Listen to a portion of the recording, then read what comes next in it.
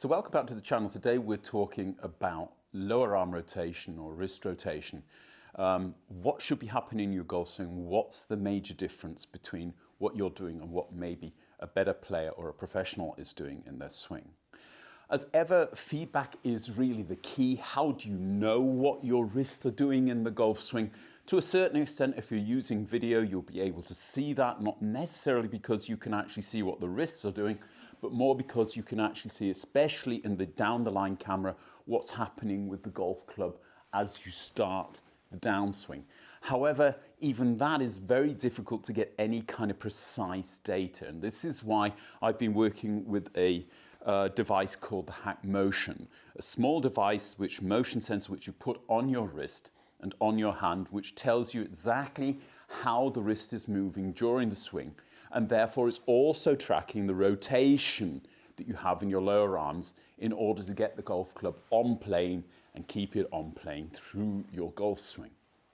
So in order to get a better understanding of how the rotation should be moving, what I want to do is kind of compare the graph which the Hack Motion will show you in real time against the video. So when we're looking at the rotation graph, this is the address position here, obviously, and then we're starting the backswing. You can see in the picture on the right-hand side in the video of the swing, this is where the most rotation is happening in your arms. But really what I want to talk about today is far more what's happening here as the rotation slows down almost to a stop, but never really stops even as you go into the downswing. And this is, I believe, where there's a major difference between professionals and amateurs, that the amateur is actually stopping this from happening. That means that at the top of their golf swing, they block then their wrists and their lower arms and stop any further rotation. And on the contrary, they might even start here to actually to rotate in the other direction, but most certainly it would kind of plateau out here. Whereas you can see in my swing that the rotation is continuing through the top of the swing and going well into the downswing, really. I mean, you're looking, this is obviously a matter of time. So you can see as I come down, it increases in speed, the downswing, and therefore there's more time. But here, you know, you're almost looking at a third of the backswing time, or downswing time rather, in which I'm still going into rotation, allowing the club to flatten. And then the rotation starts relatively forcefully towards the target, helping to square the club face, not totally responsible for squaring the club face. You can actually see here around the impact area that the club face would not be square if it was just a question of lower arm rotation.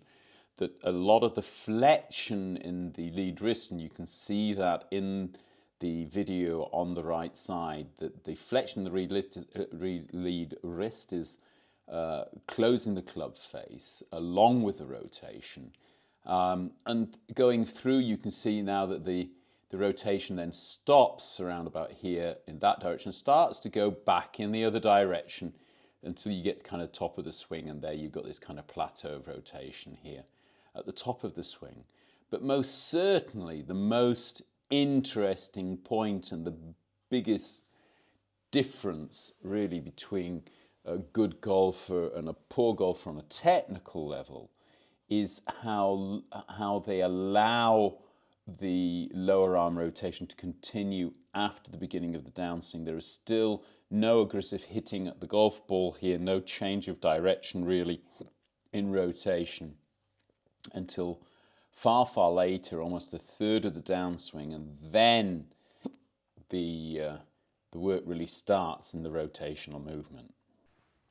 So really it's all about your gripping the club too tightly at the top of the swing and stopping this continuous rotation in the downswing or at the start of the downswing in order to get the club to actually flatten and come on this neutral path back into the golf ball.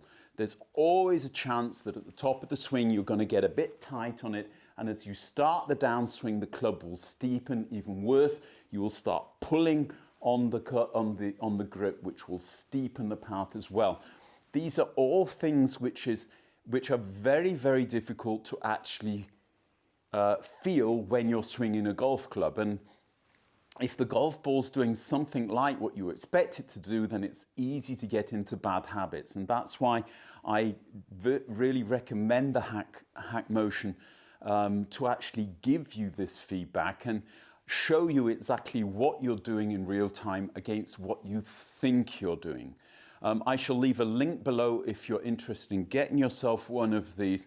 Otherwise, I'll be back next time showing you a little bit more about how the wrists work in ulnar and radial deviation in the swing, also an extremely important part of your golf swing. Until then, see you the next time. But don't forget to subscribe and like the video if you haven't done already. And a big thank you as ever to all of my patrons out there supporting the channel so nobly through the season. Thank you as ever to them. If you'd like to become a patron, I'll leave a link below there as well. Until the next time, bye-bye.